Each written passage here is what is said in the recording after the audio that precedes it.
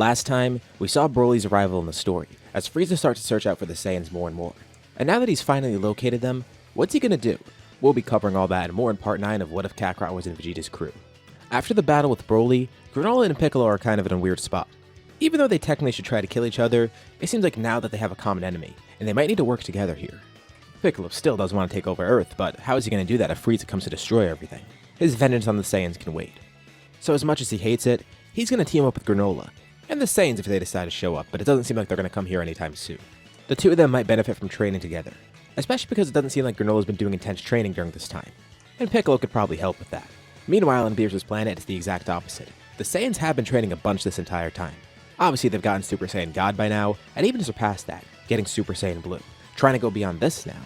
Whis wonders if they'd ever be able to achieve Ultra Instinct, but it doesn't seem like it's in their nature. And before Beerus decides to show them anything else, he wants to see what their true potential is like. If they can go beyond Super Saiyan Blue, maybe he'll consider showing them something else. But it looks like it's just going to be a waiting game for now. Although, they eventually do hear of what happened on Earth, thanks to Whis telling them. It seems like somebody came to Earth to try and kill Granolah and the Saiyans. Thankfully for the Saiyans, they weren't there to be killed, because their opponent was pretty strong, and if he was allowed to grow any further, he might have accomplished his goal. Luckily, Granolah did stop him in time with Piccolo's help. So there's another Saiyan out there, and he's working for Frieza of all people. Interesting. Especially hearing about his power, they could tell something strange about that guy. And then wonder what Frieza's up to. He's clearly going to make a move soon, so they're going to need to kick into high gear. It's probably best they stay here for now. Not only because of safety, but also because it's better for training if they just stay here at the moment. About a month passes. As Granolah and Piccolo are training together, a ship lands on Earth, another Frieza Force ship. He's here already? They were prepared, but they didn't expect him to come this soon. But thankfully for them, the person that steps off of it is familiar. It's Broly, stepping off the ship with Chilai Lemo and then Paragus behind him, trying to warn Broly against this. But Broly assures Paragus, this is what he wants to do. He's been trapped on Vampa his whole life, and even though the Frieza Force did find him, working under Frieza just means he's going to spend the rest of his life still cooped up like this. Whether it's him being stuck on Vampa or him being stuck in the Frieza Force, it's still miserable. And on top of that, it's like they were told before. Frieza will get to them next anyways. And on top of that, they should be working with the other Saiyans if anything. This is pretty surprising for Paragus, not only because he's rebelling against him, but also the fact that Broly's being so coherent about this and his motives. Chilai and Lemo have really gotten to him. He would have never thought like this before, never would have rebelled against his father. But this is what Broly wants to do, and Paragus realizes that there's probably no going back at this point. Granolah and Piccolo come to learn that not only did they desert the Frieza Force, but also, Broly actually just killed King Cold. Frieza was off on his own, with King Cold assigned to watch over them. And while Frieza might have been powerful, King Cold wasn't necessarily at the same strength. He was pretty powerful, but for Broly, especially after just coming out of a fight, it wasn't really too big of a deal for him. And all of this is a big message to Frieza. Also, it's really all they could do at the moment, but it's a message of rebellion, the fact that Frieza's time is about to come to an end soon. Broly apologizes for everything. He still feels bad for coming here and revealing the location of everybody.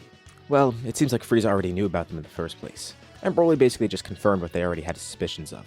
So, not really his fault. But Granolah's glad to see that he's coming to their side. And Paragus still wonders where the other Saiyans are, but Granolah says he's gonna have to wait a bit for them to come here.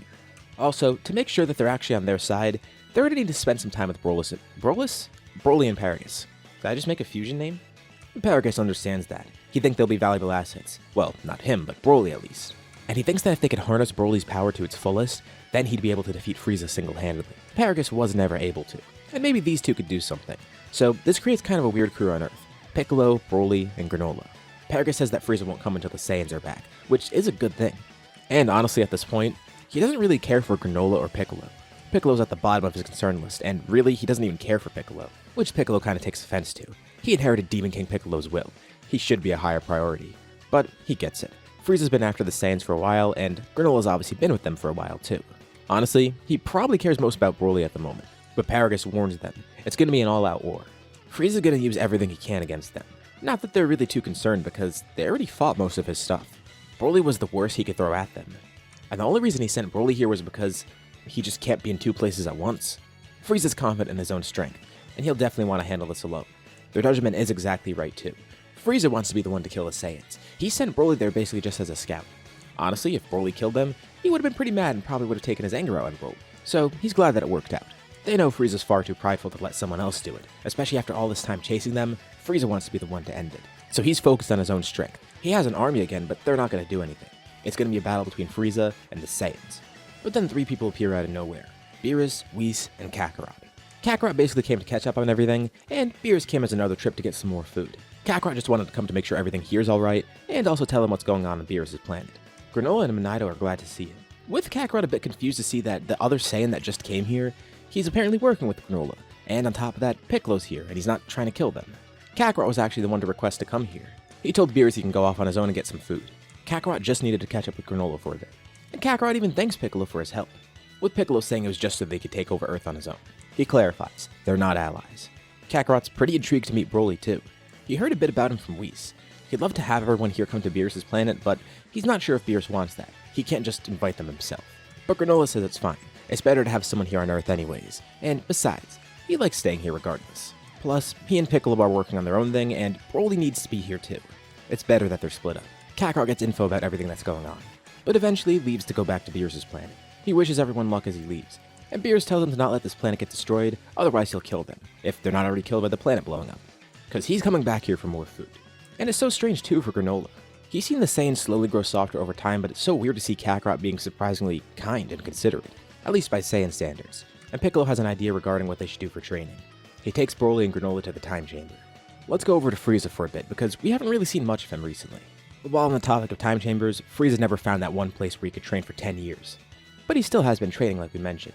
He never does go to Earth either, at least not just yet. He's had scouts watching the planet the entire time, and they just gave him word that one of the Saiyans showed up there out of nowhere, but at the same time, Beerus was there too. And Frieza says he could wait a little bit longer. He wants to make sure all the Saiyans are there. He could kill them one by one, but he'd rather not do that. It's more enjoyable to kill them when they're all together. Single-handedly taking them all down at once, that'll be much more fun.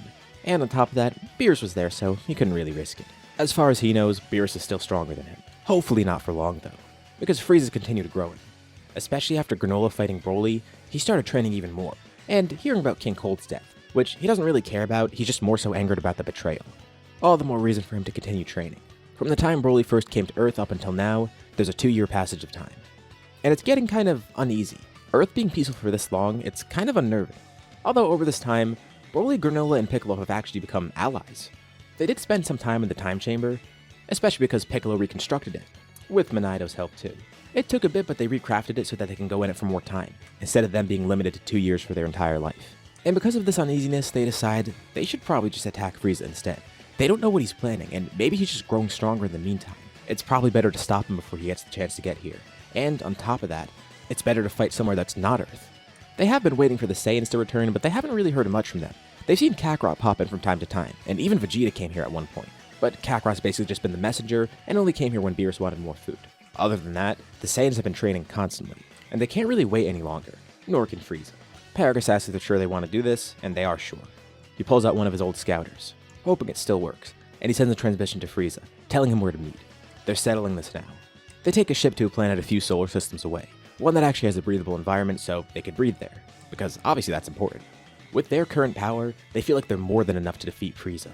And finally, after all this time, they see Frieza. Frieza's a bit disappointed that it's only 3 of them, but he'll have a fun time still. He's needed someone to test out his power against. He's sure they're well aware of this by now, as he transforms, going into Golden Frieza. The other 3 show off their strength. Piccolo goes orange, Granolah goes into his ultimate form, and Broly, he goes Super Saiyan. Not only having unlocked this form, but controlling it too. He's the powerhouse of the group, and he immediately launches in, manhandling Frieza. Of course, Frieza's grown a ton as well.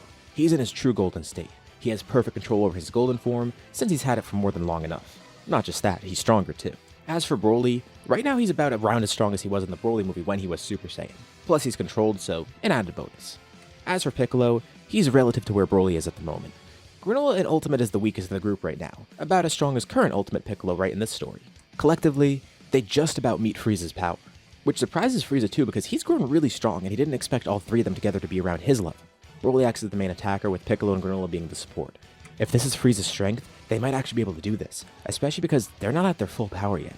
It's a shame the Saiyans aren't here to help, but maybe it's better because this way, they can catch Frieza by surprise.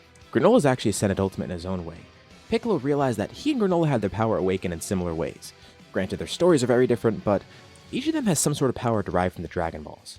A power awakening from them. So Piccolo wondered if Granolah had something beyond his own ultimate form, and after all this time, he finally did find it. He doesn't have perfect control over it, but the power more than makes up for that. They don't drag this fight out, they want to make it as quick as possible. So he transforms. His hair starts flowing more, and it gains a silverish tint. not turning completely silver, but his hair looks lighter than normal. His double red eyes shift to a blue color, and a dark blue aura surrounds him. In this form, all of his senses are heightened, not just his vision, but everything else. And even though his vision was amazing before, it's evolved even further too. So much so that he has a sort of foresight. This is his limitless form. A fitting name with him breaking his limits, and also with the obvious reference I'm going for. With astonishing speed, he then launches towards Frieza. Every attack he uses is perfect accuracy, just like before. But on top of that, he has instant reactions. Any attacks that come his way from Frieza, he knows exactly how to react to them and stop them. Basically, he has all the benefits of Ultra Instinct, but focus more on offense and requiring conscious movements rather than unconscious movements. As long as he outspeeds Frieza, which he does, he's going to be more than fine. They each power up to their maximum, attacking with great speed too, and Frieza's actually feeling the pressure. He's being beaten, surprisingly. They're pushing him back more and more. Slowly, they're winning, and eventually, they do win. They beat Frieza. After all this time, it was that quick, and they didn't even need the Saiyans' help, they just did it themselves. They can't believe how strong they've gotten. The fact that they actually defeated Frieza here, it worked. He's lying on the ground beaten, and Granolah steps up to him, ready to finish him off. But something's wrong.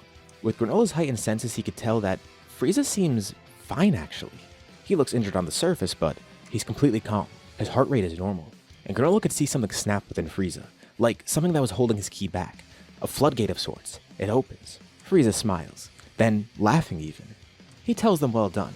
That was a really fun fight, especially in his golden form. He was curious how it matched up to them. It's a shame Granolah saw through his act though, because he was going to surprise attack them. Unfortunately, he can't kill them here because he still needs them to draw the Saiyans out. And again, he wants to kill everyone together.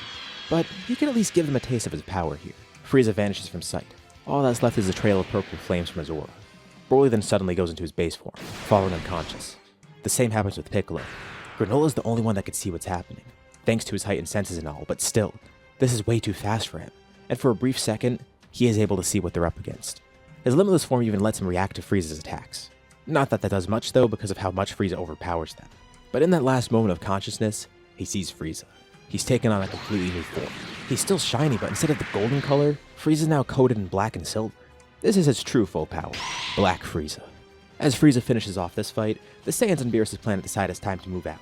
Kakarot tells them it's time, especially because they've been watching the Whis' staff, looking at what's been going on. Kakarot's a bit annoyed that Granolah decided to move out that quickly. But it makes sense, especially without them hearing from the Saiyans in a while. Vegeta wonders if they're truly ready after seeing that display of power. And honestly, Kakarot's not too sure either, but they obviously have to do something here. They have to try and stop Frieza, even if they can't really do it. But even with that insane power that they're up against, one thing's for sure. Kakarot's starting to feel excited. This is where we'll leave off for now. What do you guys think about this part? What's going to happen next time? As we conclude this series, leave your thoughts in the comments below. I'd love to see what you guys think. As usual, be sure to drop a like and subscribe if you haven't already. It really does help out the channel and shows me you want to see more like this. Anyways, thank you all for watching, and I'll see you all in my next video.